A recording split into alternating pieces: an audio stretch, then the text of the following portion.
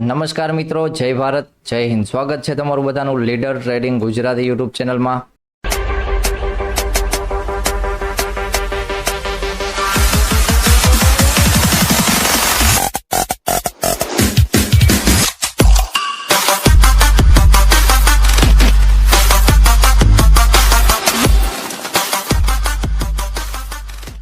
તો આજે હતી ક્યાંક 13 માર્ચ અને જોવા જઈએ તો બેંક નિફ્ટી અને નિફ્ટીમાં બંનેમાં ક્યાંક સારી એવી 2 દિવસથી આ ડાઉન સાઇડની મુવમેન્ટ આવે છે અને આજે પણ સારી એવી મુવમેન્ટ જોવા મળી હતી, તો ઘણું સારું કહેવાય. વાત કરી લઈએ હવે આપણે નિફ્ટીની, કારણ કે પહેલા થોડુંક એક મોટી ટાઈમ ફ્રેમમાં જોઈ લઈએ. હજી 2-3 દિવસથી આ લેવલ નતા આવતા, તો થોડુંક ફરીવાર એક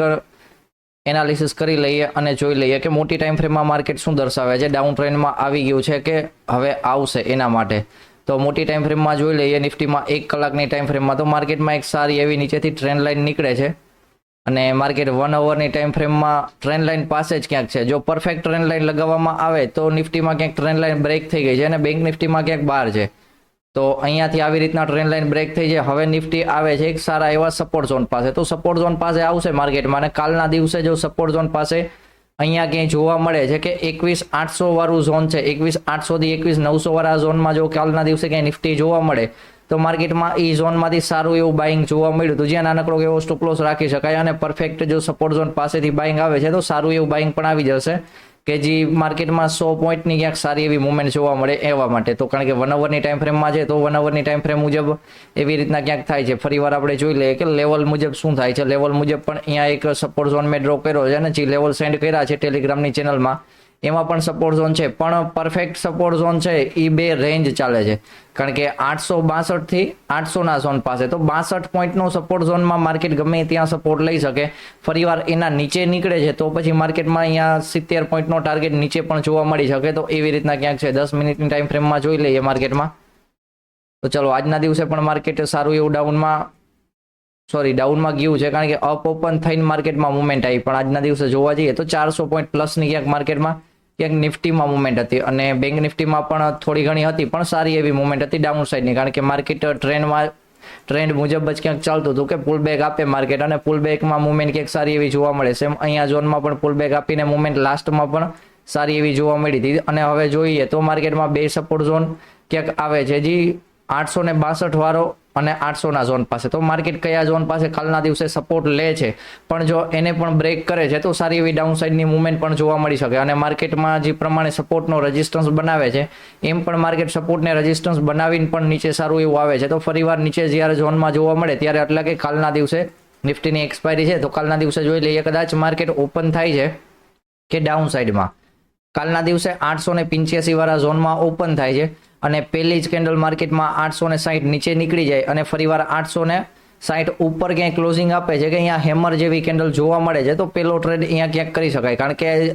માર્કેટમાં કાલના દિવસે ક્યાંક સ્ટોપ લોસ લગાવવાનું પરફેક્ટ રાખવાનું, કારણ કે સ્ટોપ લોસ આવી જાય છે તો પછી માર્કેટ ત્યાં પુલ બેક આવીને નીચે વયો જાય, તો પછી ક્યાં વધારે હોલ્ડ કરવાની કાંઈ જરૂર નથી. ફરીવાર અહીંયાથી વળી સારો એવો સપોર્ટ લે ત્યારે માર્કેટમાં નેક્સ્ટ એન્ટ્રી કરવાની. કારણ કે જ્યારે જોવા જઈએ તે માર્કેટ સાઇડવેઝ વચમાં થઈ જાય તો પછી આપણે કોલ લીધો હોય કે પુટ. જો ઓટીએમ હોય તો માર્કેટનો ટ્રેન્ડ સાઇડવેઝ હોય તો પણ પુટ અને કોલ બંને ક્યાંક ઓટીએમ વાળા ડાઉન જતા હોય છે. તો કાલના દિવસે થીટા ડીકે છે, પણ એનું પણ ખાસ આપણે ધ્યાન રાખવાનું થાય.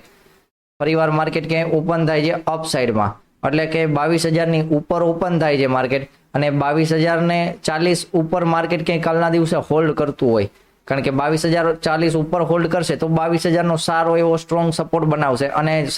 સાઈડમાં જોવા જઈએ તો 900નો ઝોન પણ આપણને ઓપ્શન ચેઇનમાં કાલના દિવસે સારો સપોર્ટ જોવા મળે. માર્કેટ 22,040 ઉપર ક્યાંક હોલ્ડ કરતું હોય તો પછી 22,000નો સ્ટોપ લોસ રાખીને કોલ સાઇડની પોઝિશન બનાવી શકાય કે જેનો ટાર્ગેટ હશે 118ના ઝોન પાસે. કારણ કે 118 બ્રેક થાય તો પછી ઉપર 200નો ઝોન છે કે અહીંયા માર્કેટ જોવા મળી શકે અને ફરીવાર માર્કેટ આવશે એ ઝોનમાં તો 225ના ઝોન પાસે એક મોટો રેઝિસ્ટન્સ છે જે મોટી ટાઈમ ફ્રેમમાં છે. કારણ કે અહીંયા નાની ટાઈમ ફ્રેમમાં એક જ વાર સપોર્ટ લીધો છે, પણ મોટી ટાઈમ ફ્રેમમાં જોવો એટલે માર્કેટ એ ઝોન પાસે ક્યાંક સપોર્ટ ઝોન તરીકે વર્ક કરતું હતું. અને ફરીવાર હવે જો અહીંયા આવશે તો એ ઝોનમાં એક રેઝિસ્ટન્સ ઝોન તરીકે આપણને સારો એવો કામ આપી શકે છે. જો રેઝિસ્ટન્સ ઝોન નથી થતો,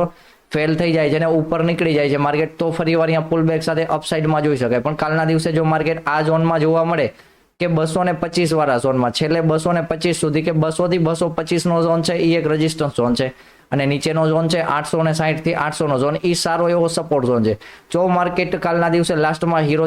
કા 225 વાળા ઝોનમાં હોય કા નીચે 800 વાળા ઝોનમાં હોય તો અહીંયા ઓપ્શન ચેઇનનો ડેટા અને બંને એનાલિસિસ કરીને સારી એવી માર્કેટમાં મુવમેન્ટ જોવા મળી શકે કે જે પ્રમાણે પ્રીમિયમમાં ક્યાંક 80 થી 90 પોઈન્ટના પ્રીમિયમ વધી જાય, એટલે કે 10 વાળો હોય એ ક્યાંક 90 પહોંચી જાય એવા ક્યાંક પ્રીમિયમ સારી એવી ફાસ્ટમાં મુવમેન્ટ જોવા મળે એ પ્રમાણે. કારણ કે કાલના દિવસે જો માર્કેટ ઓપન થઈને હોલ્ડ કરશે અને 22,000 ઉપર હોલ્ડ કરતું હશે, 22,040 ઉપર, તો પછી માર્કેટમાં અપસાઇડની તૈયારી માટે રહેવાનું થશે કે ગમે ત્યારે માર્કેટ થોડું ઘણું ડાઉન મળતું હોય તો લઈને 22,000 ઉપર છે ત્યાં સુધી અપસાઇડની મુવમેન્ટ માટે એવું ક્યાંક જોઈ શકાય. કારણ કે 22,040 ઉપર માર્કેટ હોલ્ડ કરશે તો સ્ટ્રોંગ સપોર્ટ 22,000 નો બની જશે. પણ જો માર્કેટ 22,000 અને એની નીચે ક્યાંય ટ્રેડ કરતું હશે, એટલે કે 980 નીચે ટ્રેડ કરતું હશે કાલના દિવસે, તો 980 નીચે માર્કેટ જોવા મળે અને અહીંયા મિનિમમ 1 કલાક પ્લસનો ટાઈમ થઈ ગયો હોય તો ત્યારે આપણે એકવાર ઓપ્શન ચેઇન રીડ કરી લેશું કે ઓપ્શન ચેઇન જોઈ લેવાની કે 22,000 ને નીચે ટ્રેડ કરે છે, એટલે કે 980 નીચે ટ્રેડ કરે છે માર્કેટ, પ્લસમાં ઓપ્શન ચેઇનમાં સારો એવો રેઝિસ્ટન્સ ઝોન છે અને 100 નો ઝોન પણ રેઝિસ્ટન્સ ઝોન અહીંયા સારો એવો દેખાઈ જ જશે કે જેના પ્રમાણમાં સામે ક્યાંક ઘણા એવા વધારે ઓપ્શન ચેઇનનો ડેટા હોય તો અહીંયા દેખાતું હશે કે હા માર્કેટમાં કઈ સાઈડ વેઇટેજ વધારે છે કે કઈ સાઈડ ઓછું છે, તો એ જરીક એક જોઈ લેવાનું. જો ઓપ્શન ચેઇનનો સાથ હોય અને માર્કેટ 980 નીચે જ હોલ્ડ કરતું હોય તો પછી અહીંયાથી પુટ સાઈડની મુવમેન્ટ ગમે ત્યારે આવી શકે કે જે 800 ના ઝોન સુધી,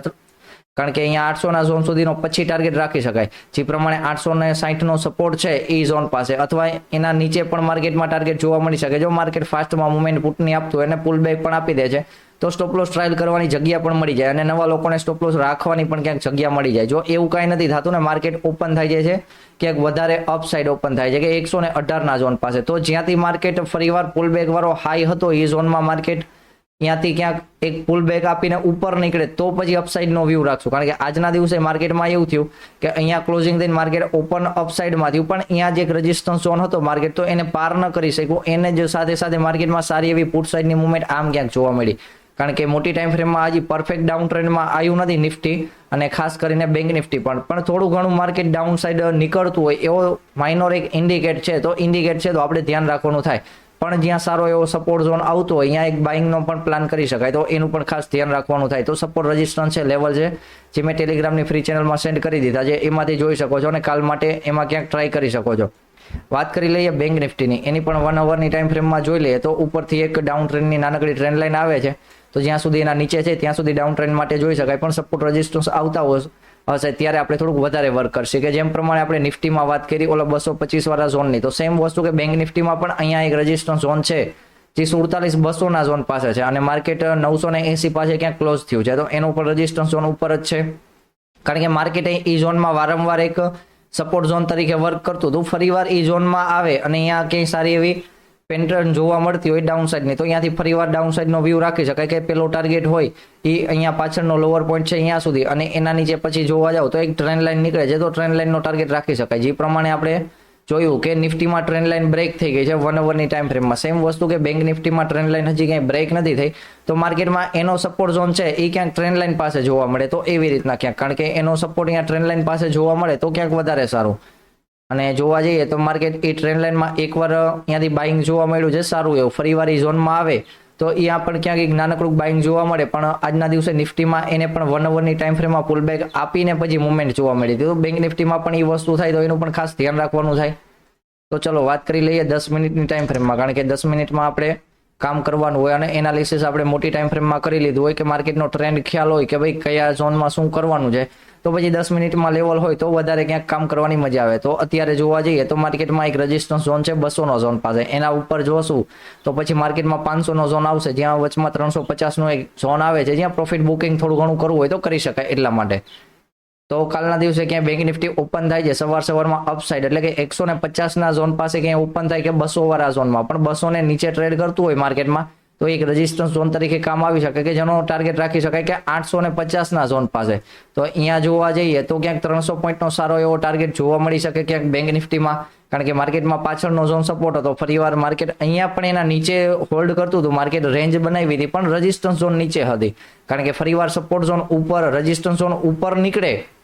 કારણ કે અહીંયા માર્કેટ હોલ્ડ કરતું હતું પેલા સપોર્ટ હતો માર્કેટે બ્રેક કરીને એના નીચે હોલ્ડ કર્યું તો ફરીવાર અપસાઇડ નીકળે ત્યારે અપસાઇડનો પ્લાનિંગ થાય, પણ એના નીચે હોલ્ડ કરતું હોય તો ડાઉનસાઇડ માટે ક્યાંક જોઈ શકાય. તો એમાં પણ ક્યાંક સારી એવી ડાઉનસાઇડની માર્કેટે એમ પણ ક્યાંક મુવમેન્ટ જોવા મળી, કારણ કે જે લોકો લેવલમાં કામ કરે છે અને જાતે કદાચ લેવલ લીધા હોય, કારણ કે ઘણા લોકો એવા છે કે હવે જાતે પણ લેવલ લેવા માંડ્યા છે કે આપણા લેવલની કોઈ રાહ નથી જોતા, તો એ પણ ઘણું સારું કહેવાય, કારણ કે એમને ક્યાંક એટલું શીખવા મળે છે કે આટલા ટાઈમ સુધી વિડીયો જોયા તો તમે જાતે પણ લેવલ લઈને એના ઉપર ક્યાંક કામ કરતા જાઓ માર્કેટમાં, તો પછી ક્યાંક ખ્યાલ આવે. નકર તો પછી એમ જ થશે કે માર્કેટ પડે છે, હવે હમણાં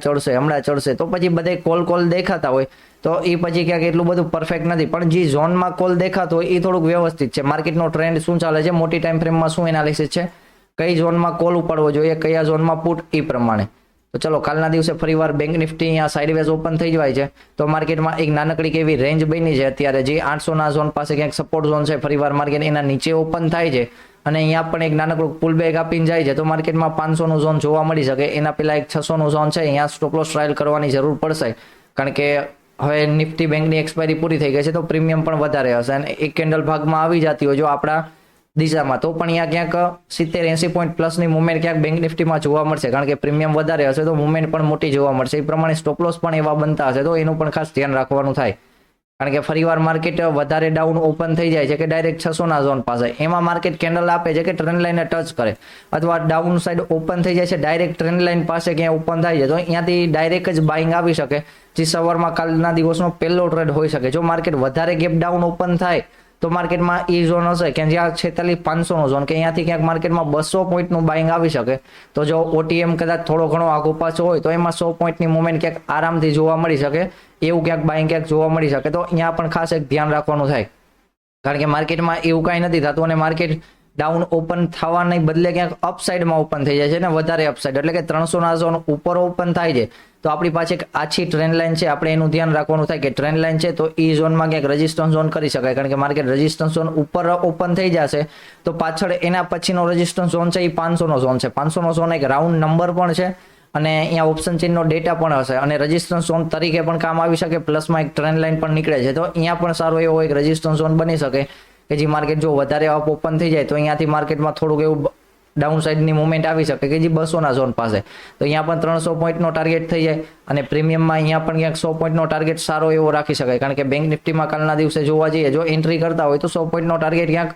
કારણ કે પ્રીમિયમ વધારે હશે તો ટાર્ગેટ સારો એવો જોવા મળશે. અને જો માર્કેટ સાઇડવેઝ ઓપન થઈ જાય છે, આમાં સાઇડવેઝ રહે છે, તો સપોર્ટ રેઝિસ્ટન્સનો એ પ્રમાણે પણ રેગ્યુલર ઉપયોગ કરી છે એવી રીતના પણ ક્યાંક ઉપયોગ કરી શકાય છે. તો આવી રીતના ક્યાંક લેવલ છે અને જે લોકો ડેલી ઉપયોગ કરે છે એને ક્યાંક વ્યવસ્થિત પણ રહે છે. જે નવા લોકો છે એ પહેલા થોડાક દિવસ પહેલા લેવલને જોવો અને પછી ક્યાંક માર્કેટમાં ટ્રેડ કરવાનો તૈયારી કરો, કારણ કે માર્કેટમાં એવું છે કે થોડો ઘણો અનુભવ લઈને આવશો તો ક્યાંક વધારે મજા આવશે કે માર્કેટ કઈ રીતના લેવલ બ્રેક કરે છે. ઘણીવાર એવું થાય કે ડાયરેક્ટ એન્ટ્રી કરવી પડે, ઘણીવાર માર્કેટ સાઇડવેઝના ઝોનમાં વયું જાય છે, એ બધી વસ્તુનો પ્રશ્ન રહેવાનો જ છે. અને આપણે ઓપ્શન બાયર છીએ તો આપણે ક્યાંક વધારે પ્રશ્ન રહેવાના છે, ઓપ્શન સેલરને થોડા ઘણા ઓછા પ્રશ્ન હોય, પણ આપણે